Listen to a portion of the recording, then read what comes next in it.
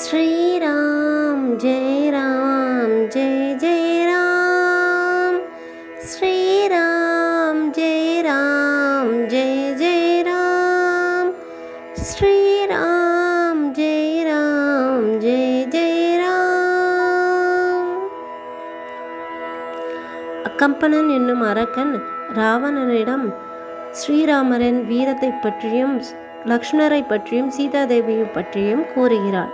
அதை கேட்டவுடன் ராவணனுக்கு சரி, அந்த ஸ்ரீராமரை நாம் எப்படியாவது வீழ்த்திவிட வேண்டும் என்ற எண்ணம் தோன்றுகிறது. அது மட்டுமல்லாமல் சீதாதேவியை கடத்தி கொண்டு வந்து விட வேண்டும் என்றும் அக்கம்பனன் கூறுகிறான்.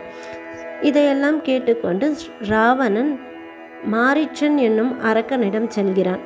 அந்த மாரீச்சன் யார் என்றால், ஸ்ரீராமர் 12 வயதில் விஸ்வாமித்திரருடன் வனத்திற்கு சென்று அவரின் யாகத்திற்கு உறுதுணையாக இருக்கிறார். அப்பொழுது வரும் அரக்கர்களை எல்லாம் வதைக்கிறார். அந்த அரக்க கூட்டத்தில் ஒருவன்தான் மாரீச்சனும். அவன் தப்பித்து விடுகிறான். ஆனால் இப்பொழுது அவன் தவம் செய்து கொண்டிருக்கிறான். அவனிடம் சென்ற ராவணன் அவனை, நாம் ஸ்ரீராமரை சண்டையிட்டு போரிட்டு சீதாமாதாவை கடத்த வேண்டும் என்று கூறுகிறான். அதை கேட்டவுடன் மாரீச்சனுக்கு மிகுந்த அதிர்ச்சி. அவன் ராவணனிடம் ஸ்ரீராமரின் வீர பராக்கிரமத்தை பற்றி கூறுகிறான். ஸ்ரீராமர் எத்தகைய குணம் கொண்டவர், அவர் நல்லவர்களுக்கே அவர் உதவி புரிவார், தீயவர்களுக்கு அவர் வீழ்த்தி விடுவார் என்றெல்லாம் கூறுகிறார்.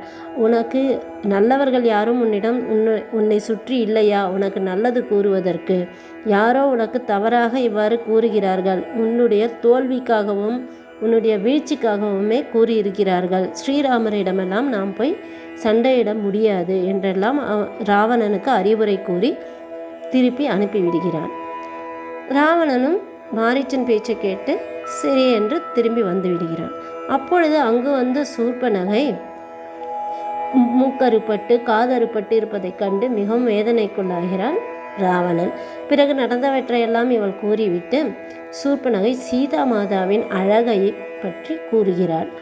மிகுந்த அழகானவள், அவள் உருவத்தில் மட்டும் அழகல்ல, மனதினாலும் அழகானவள், நல்ல குணம் கொண்டவள், அவளுடன் நீ வாழ வேண்டும், அவளே உனக்கு ஏற்றவள் என்றெல்லாம் ராவணனுக்கு கூறுகிறார். உனக்காக ஸ்ரீதா மாதாவை நீ கல்யாணம் செய்து கொள்ள வேண்டும் என்றே நான் அவர்களிடம் சென்று கேட்டேன். அதற்காகவே என் மூக்கை காதையும் அறுத்து விட்டார்கள் என்று இவள் இவ்வாறு மாற்றியும் கூறுகிறாள். நீ வாழ்ந்தால் சீதாதேவியுடனே வாழ வேண்டும், இல்லை என்றால் நீ எல்லாம் இவ்வளவு பெரிய அரசன் என்று கூறிக்கொள்ளவே கூடாது என்று மேலும் வெறுப்பேற்றும் வகையில் ராவணனிடம் கூறுகிறாள். இதை கேட்டவுடன் அவன் ஏற்கனவே பெண்கள் விஷயத்தில் சபலம் கொண்டவன். ஆகையால் சீதாமாதாவின் அழகை பற்றி வேற கேள்விப்பட்டுவிட்டு மீண்டும் மாரீச்சனிடம் செல்கிறான். மாரீச்சன் மீண்டும் எவ்வளவோ அறிவுரை கூறியும் ராவணன் அதை கேட்கவில்லை. நீ இப்பொழுது வருகிறாயா? இல்லை என்றால் உன்னை நானே கொன்று விடுவேன் என்று கூறுகிறான்.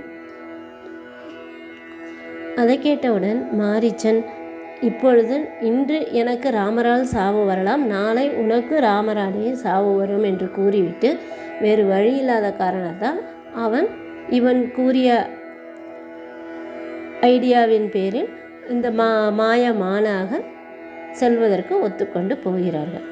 நாம் என்ன இதில் பார்க்கிறோம் என்றால், ஸ்ரீராமரின் வீரத்தை பற்றியும் சீதாமாதாவின் அழகை பற்றியும் லக்ஷ்மணரின் நற்குணங்களையும் அக்கம்பனன் என்னும் அரக்கனும் கூறுகிறான், மாரீச்சனும் கூறுகிறான். இவர்களெல்லாம் அரக்கர்கள்தான், எதிரிகள் வேறு. இருந்தாலும் அவர் எத்தகைய நல்ல குணங்கள் கொண்டு ஸ்ரீராமர் இருப்பதால் அதை இவர்களே கூறும்படியாக இருக்கிறது பாருங்க. நமக்கு ஃப்ரெண்ட்ஸ் எல்லாம் நம்மளை பற்றி நல்லவங்கன்னு சொல்லலாம், ஆனால் எளிமையாக இருக்கவங்க நிச்சயமாக நம்மக்கிட்ட இருக்க நெகட்டிவாக தான் சொல்லியிருப்பாங்க, நம்மளை பற்றி தப்பாக தான் சொல்லுவாங்க. பட் எதிரிகளாக இருந்தாலும் அவர்களும் ஸ்ரீராமரின் நல்ல குணங்களையும் வீரத்தையும் பாராட்டுகிறார்கள் என்றால் அவரின் வீரமும் குணமும் எப்பேற்பட்டவையாக இருக்கிறது. ஸ்ரீராமரே அருள் புரியட்டும். ஸ்ரீராம ஜெயம்.